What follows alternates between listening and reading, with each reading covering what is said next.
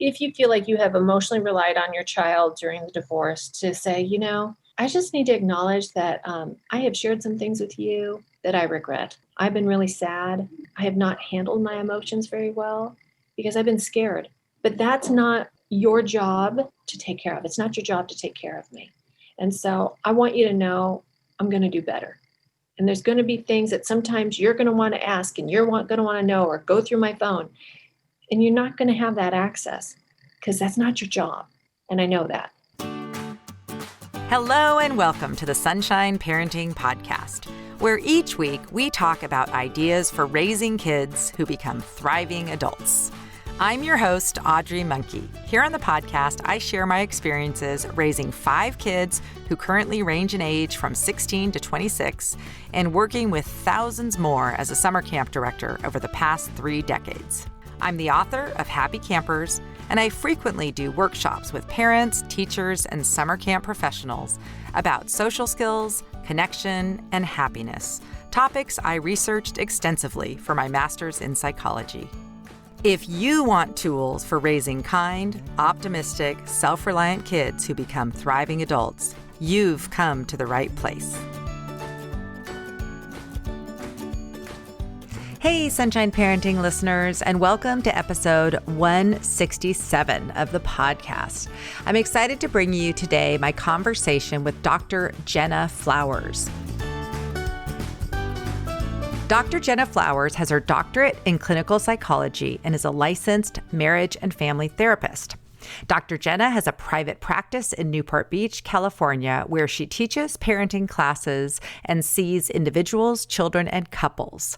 She's often asked to consult on divorce cases addressing co-parenting issues. In 2016, her book, The Conscious Parent's Guide to Co-Parenting, was published by Simon & Schuster. Dr. Jenna is EMDR therapy trained and has studied attachment-focused EMDR. She has had the privilege of attending consultation groups with interpersonal neurobiology pioneer and author of Parenting from the Inside Out, Daniel Siegel, and Tina Prain Bryson, PhD.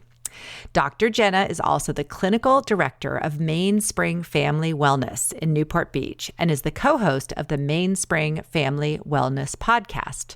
She's also the proud mom to 3 kids, ages 19, 12, and 9.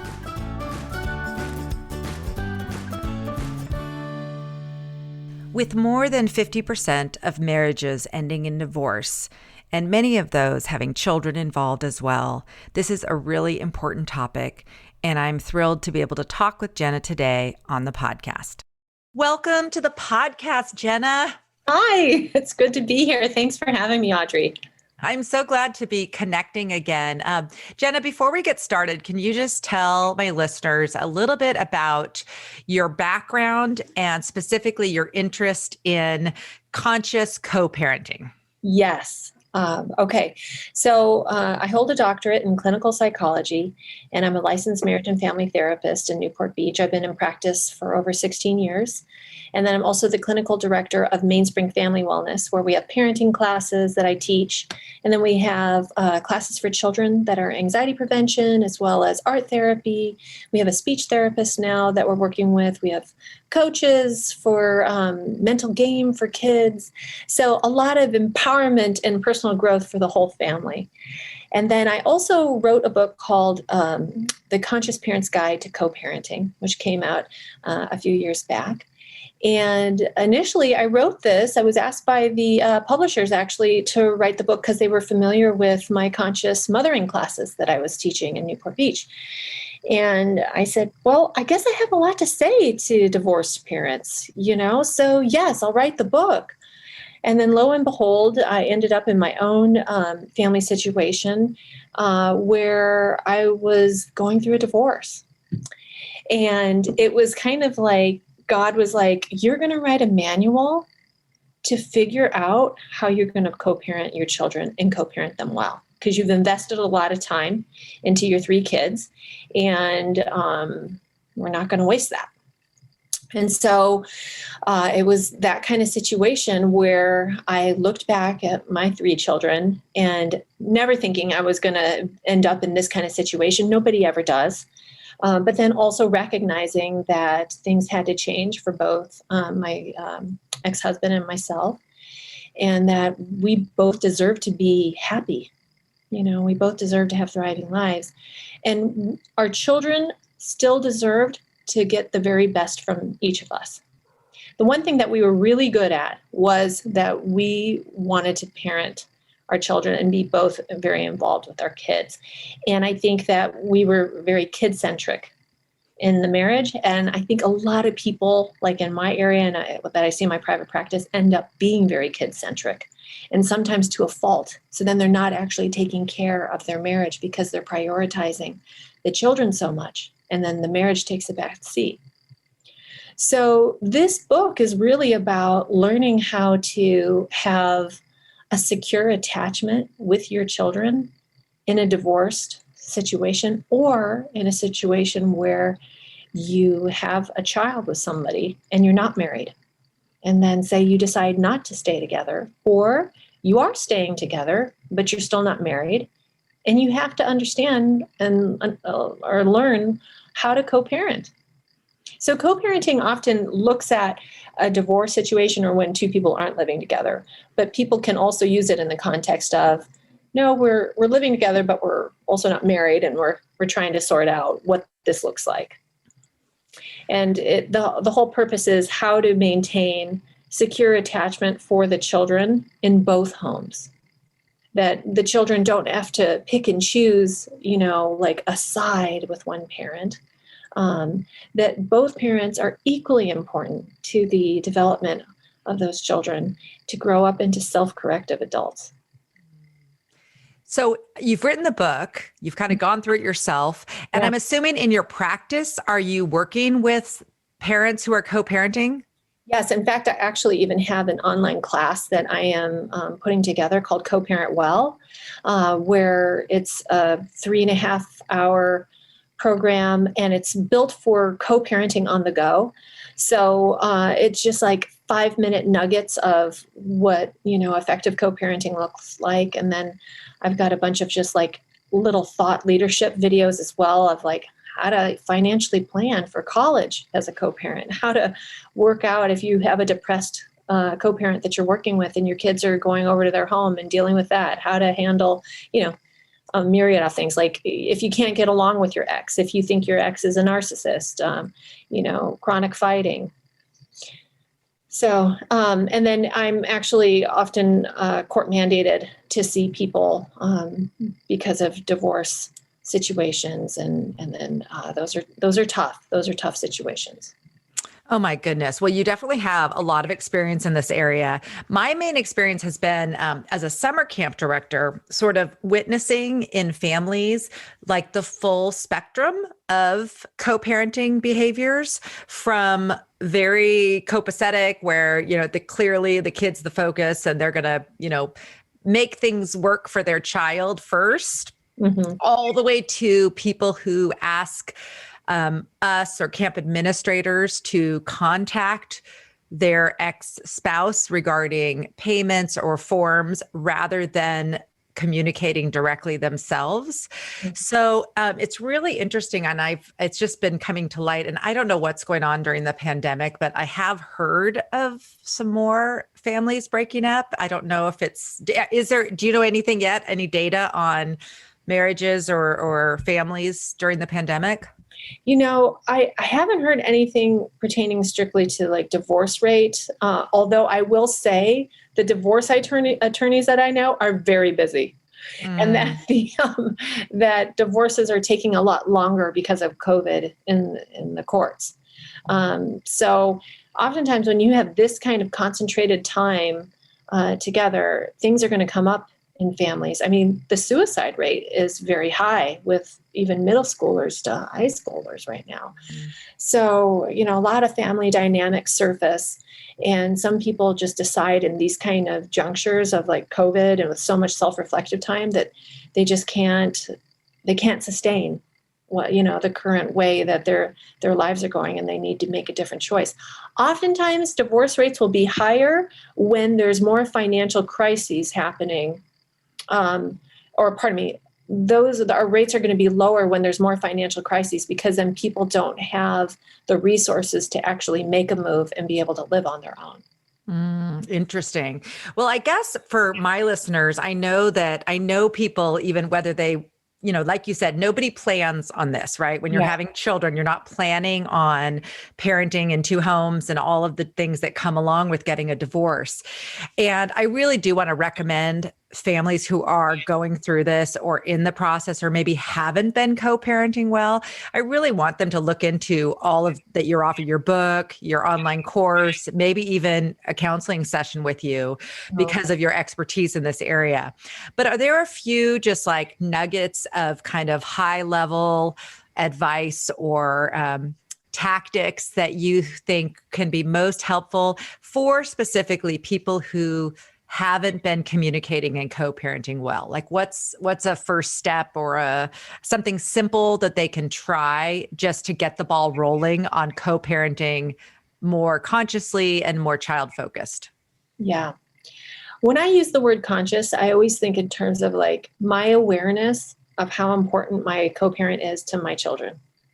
So I'm going to do my best, and I'm making the assumption that my co-parent is doing his best.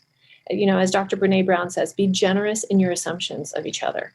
And I just love that quote, because it's like too many times where we have what the Gottmans talk about as negative sum effect, where that's all we see are the negatives. And so in co-parenting, because you're coming from so much trauma from a divorce, right? Everybody has been through something massive, and life has changed as we know it. And so I think it's important to remember that, like, I got to trust that this person is doing their very best when they're with the kids, because I'm doing my very best.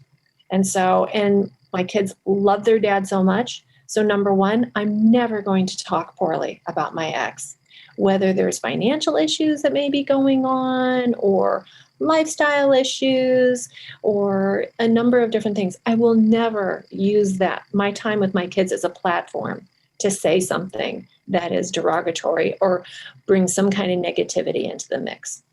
So, Jenna, if you could expand a little bit, what does that do to a child? So they're living with both parents, and they have one parent or maybe both parents, both sharing with them negative things about the other one. What is the impact of that on the child? Oh my gosh, depression, anxiety, poor sense of self-esteem issues, dysregulation, emotional dysregulation.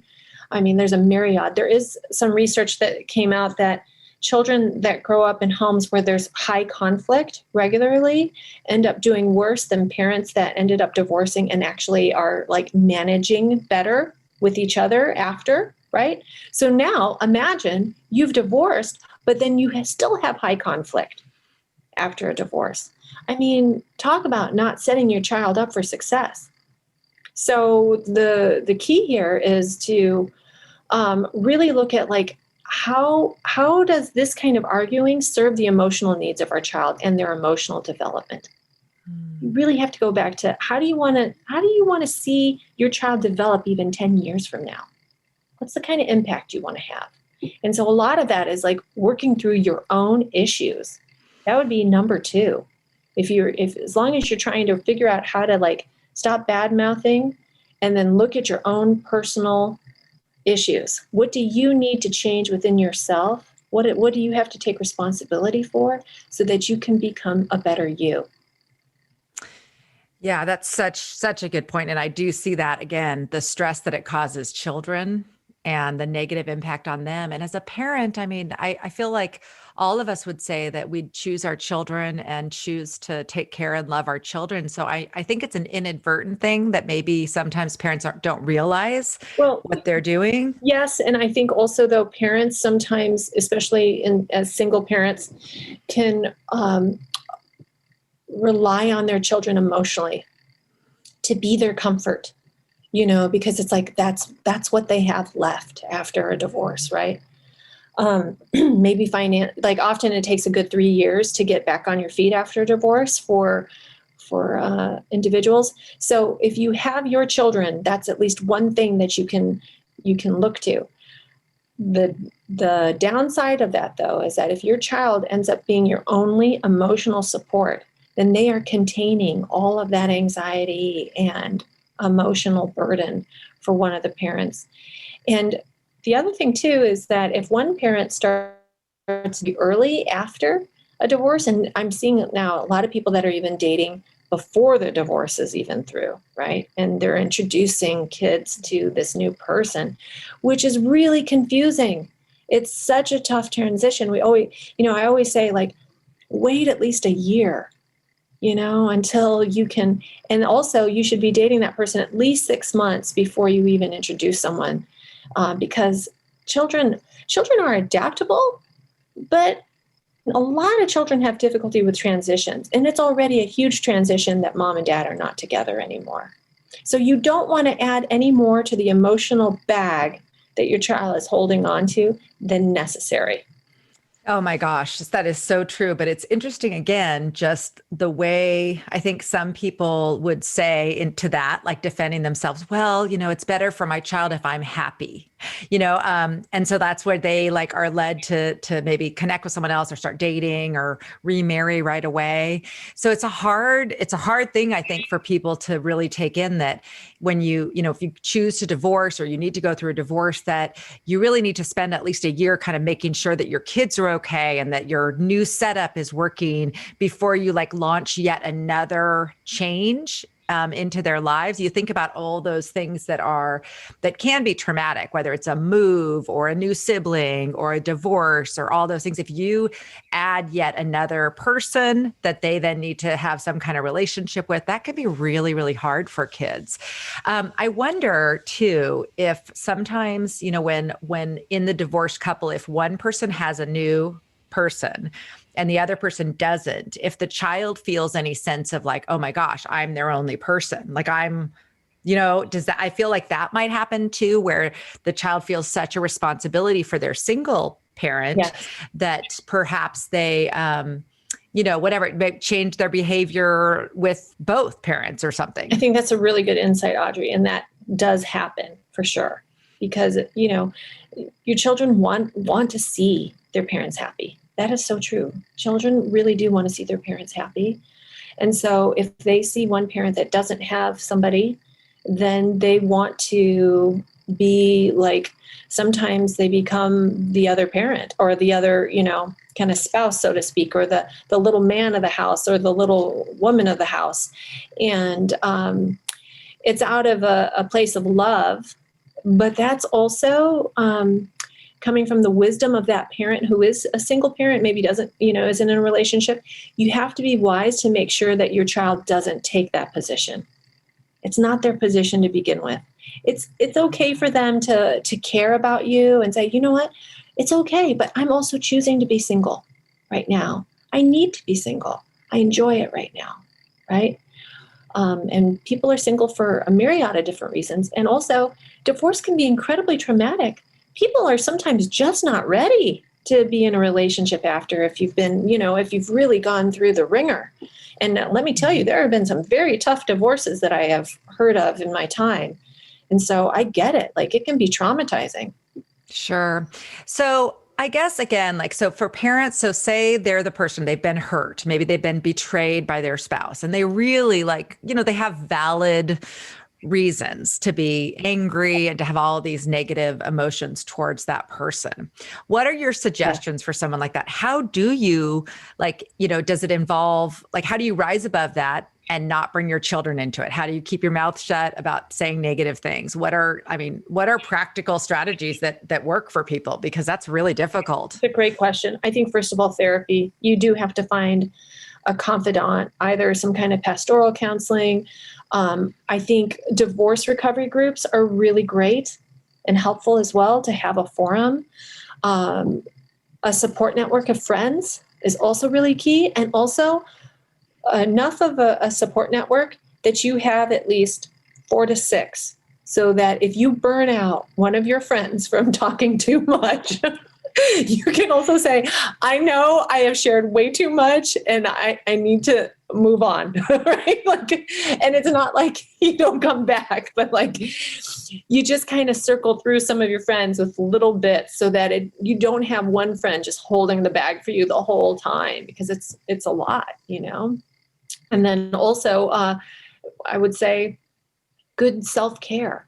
Are you eating well? Are you sleeping well? Are you, getting enough exercise? A lot of times people's self-care during a divorce can go really haywire, with weight gain, a lot of weight loss, too much drinking, sometimes all of a sudden partying too hard in a second adolescence. And then their kids are kind of left behind in that mix. So you really want to, in order to kind of move through a divorce process and take care of your children well, having a really good head on your shoulders with that kind of adequate self-care is really important too. So if a parent were having, like, maybe they're listening and they're realizing, ooh, I think I have been like putting too much on my child. Is there like, what could they say to their child? Like, just to be sort of like, hey, you know what? I just want to let you know, I realize that I've been whatever I've been doing. Here's what I'm going to do. And please forgive me for, burdening you with this. I really don't want to. I know you love your mom or your dad. And I really want you to continue that relationship, and I'm going to work on my things. Is that like a conversation they should have, or is that something that they might need to be in like family therapy with their child for? I think it depends on how it's really impacted your child. So there are some children that are going to be a lot more sensitive to the emotions of their parent and how they're doing. And some, it's very common that you will see, one child maybe be more protective of one parent from the other. And so I would suggest, if you feel like you have emotionally relied on your child during the divorce, to say, I just need to acknowledge that I have shared some things with you that I regret. I've been really sad. I have not handled my emotions very well because I've been scared. But that's not your job to take care of. It's not your job to take care of me. And so I want you to know I'm going to do better. And there's going to be things that sometimes you're going to want to ask and you're going to want to know, or go through my phone. And you're not going to have that access because that's not your job.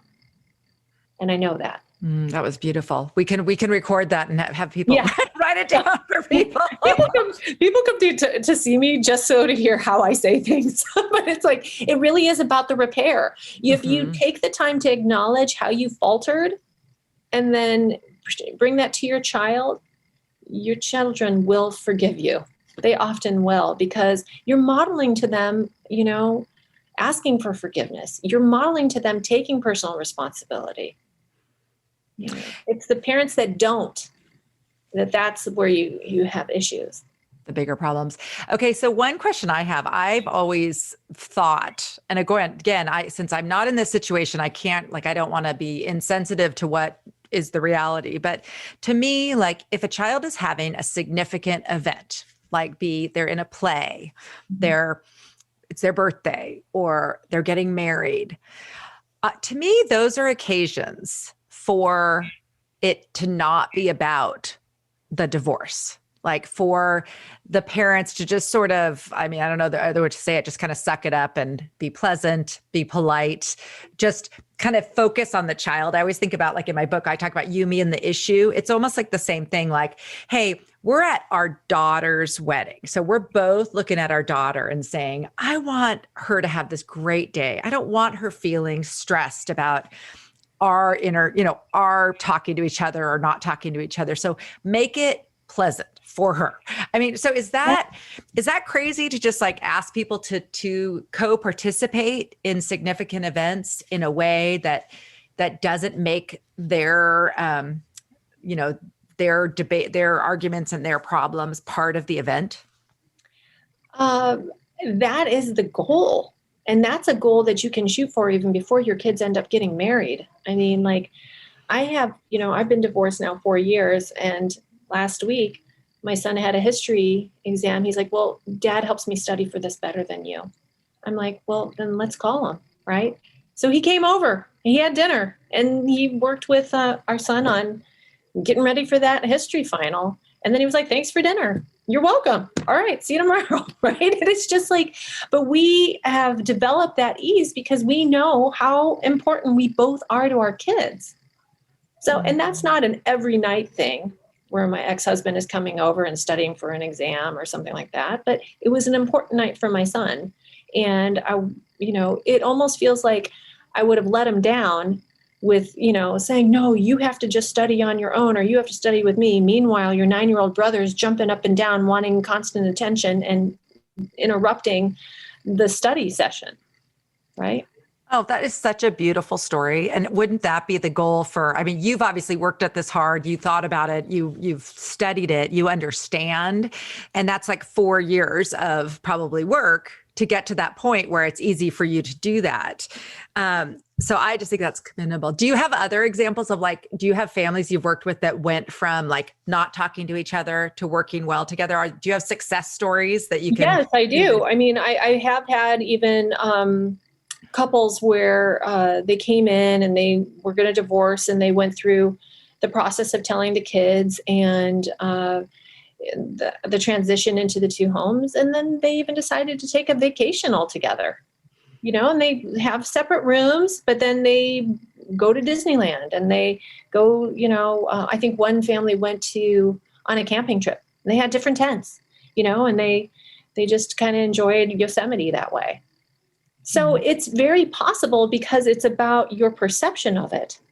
If you want to, granted, I want to say this and acknowledge that some people have married people that have a narcissistic personality disorder or have married someone that was a sociopath or maybe a borderline personality disorder. And that is a small percentage, okay, of people that are out there. So there are still a lot of people that are well-intentioned parents that can sort this out enough that they can, that they can get along and figure out how to both be there for their kids. But you have certain strengths as a parent and the other parent has certain strengths. And it's great to acknowledge those strengths. And that's the other thing that I do that a lot of other people don't. And I talk about that in my book. When you have an opportunity to lift up your co-parent, do so. Identify the strengths, share that.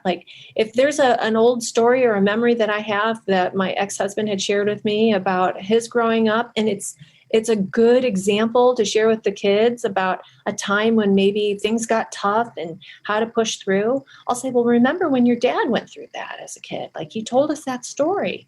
I'll pull that back in, and it's it feels so supportive to them that I'm not vilifying their dad, that there's still these really great memories that I can pull from and talk in a very, sweet way to them, because that's a very important person to them. They love their dad. Oh my gosh, that is so beautiful. And just thinking about how that makes your kids feel, how amazing that is, that they don't have to feel that they're being disloyal when they're enjoying time with one parent or the other, because they know that you both respect each other and that you both honor their relationships with each parent. That is just lovely. Okay. So final thing, and we might not even have time to even get into this, but what about just the whole blended family situation with when you bring in step siblings and a step parent, any kind of general guidelines for that or things that you've learned from working with a lot of families? Because I do know a lot of families where there's just a lot of different things going on. There's a remarriage and some other kids, sometimes kids the same age, that kind of thing. Yeah. And it's interesting because I'm actually engaged now. And so I'm getting married in June. And oh my gosh, congratulations. Yeah, thank you. And I'm going to be blending, with my fiance, our family. So he has one son and then I have 3. I have one already out of the house, a 19-year-old that's at school, and then 2 kiddos still at home. So we are in that process. And reading up about blending families, I think you have to always remember it takes half the years that you have been together to actually form a positive attachment with that child. So half their years in age. So for instance, if you met that child at 4, it will take 2 years to have a secure attachment with that child. If you meet that child at 8, by the time they're 12, you can have a secure attachment with that child. So a lot of times people jump into blended families with all sorts of expectations, and they're unrealistic.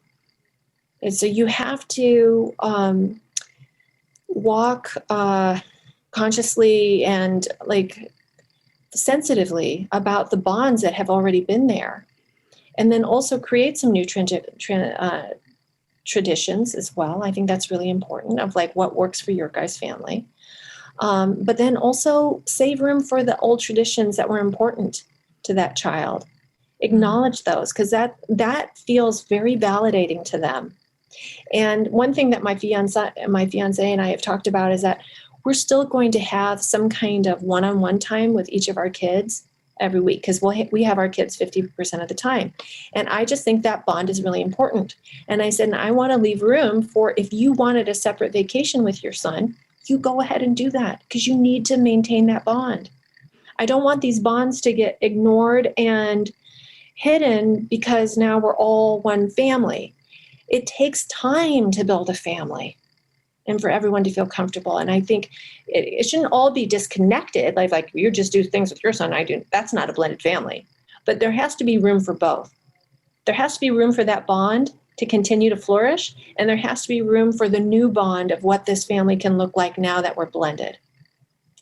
I think that's so great. It's funny, as you were talking, I was thinking about, so in the adoption world, which I've been part of as an adoptive parent, they say that it's the length, like however old they are, it's like, it's more time than what you just described. So like if you adopt a child at age 3, it'll take at least 3 years to develop the kind of, because they've, hadn't had that secure attachment, or they've been disrupted or whatever. So that's interesting. So with kids like who already have like one parent still, I guess it's half the time. That's interesting to hear. And I really like how you talked about that. Just, it's almost like in any family, whether it's blended or not, to make sure that you allow time for the individual relationships to flourish. So whether it's like the father-daughter, the father-son, the parents together, I think a lot of times that next gets neglected, like you talked about, just like the parents talking to each other when it's all about the kids for when they're little and that kind of thing. My one question that I have too about blended families, it seems to me that depending on the age of the child, when you have like your stepchild in your home, it seems like you have to be pretty careful about being like parental with them. Like, is that correct? Where they pretty much, their parent needs to be more of the parent. And it seems like you have to have a different kind of relationship that's maybe more like an aunt, or I don't know. What are your thoughts? Well, it's funny that you say it that way, because that's what I talk about with my colleagues, that when you are the bonus parent, you're not that child's disciplinarian. You can still have boundaries that we have all agreed on for our home, and like reminding on house chores or contributions, right? Setting the table. But when it comes to like the discipline of that child, that's always the primary parent's job to do so, right? And I think family meetings are really important. That's something like to all sit down like after Sunday dinner or on whatever is like a regular day. So we're a 2-5 schedule. So, a Monday and Tuesday night will always be our consistent days with the kids. Like a family meeting is really important, that we have some kind of regular, like, how are we doing? Does anyone need anything that we're not getting right now? Just evaluating with each other is good. So you are more like an aunt or an uncle in that way. And of course you care and you want to develop your care. And sometimes that will take time as well, because it's just normal that you're going to be more bonded with your own children, right? Because there's so much history there. So I think it's important to be realistic about that, and realistic with each other about those bonds, so that your expectations with each other are realistic. A lot of people go into blended families with unrealistic expectations, and that's why second and then third marriages fail. Well, that's what I've heard, that the rates are really high, because again, like if you're in a blended family and there's a rift between, say, your child and your stepchild, you're kind of naturally going to be with your biological child or whatever. And then it can cause issues between the parents, right? So there's just, gosh, I would think that would also be really a good time, like family meetings, perhaps therapy just early on to get the groove going so you don't get into any weird patterns or anything like that. Well, Jenna, this is exciting though. Now, are you thinking about writing another book for blended families now that you're going to learn all about that? Maybe I will. I'll have to kind of see, I mean, writing is so intensive. So I'll have to see if I have the bandwidth. In all honesty, like I want to learn from some of my mistakes from my first marriage.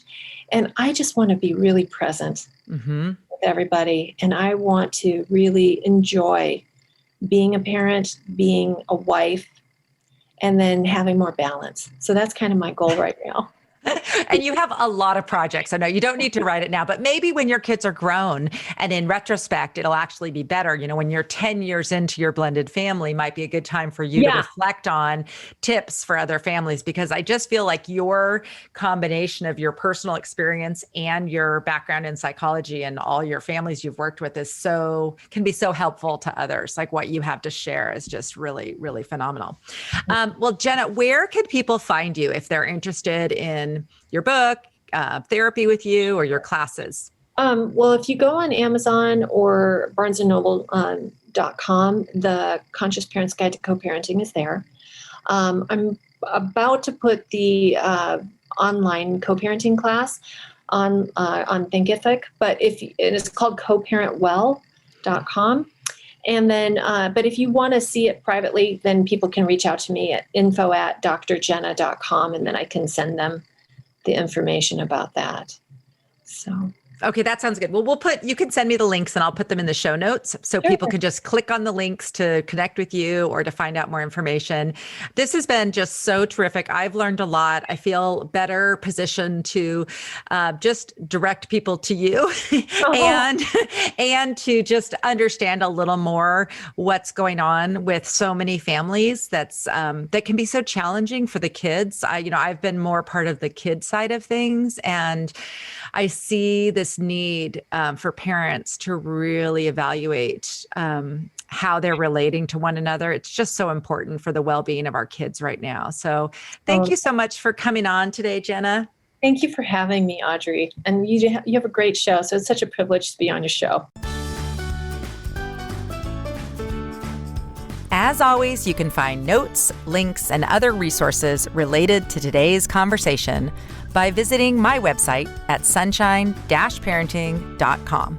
While you're there, be sure to sign up for my email list so that you don't miss out on any of the great resources I have available for raising thriving kids. If you enjoyed this episode, I'd really appreciate you sharing it with a friend. Please take a moment to give Sunshine Parenting a rating or review on iTunes or wherever you listen to podcasts. Let's end with a quote from my book, Happy Campers. Regardless of the age of your kids or where you and your family currently are on the kindness meter, kindness is something that you can promote and grow at home. And the resulting positive changes in your kids will be well worth the effort. Kindness makes us happier, healthier, better people. I'm Audrey Monke. Thank you for joining me for the Sunshine Parenting Podcast. Join me again next week for more conversations about raising kids who become thriving adults.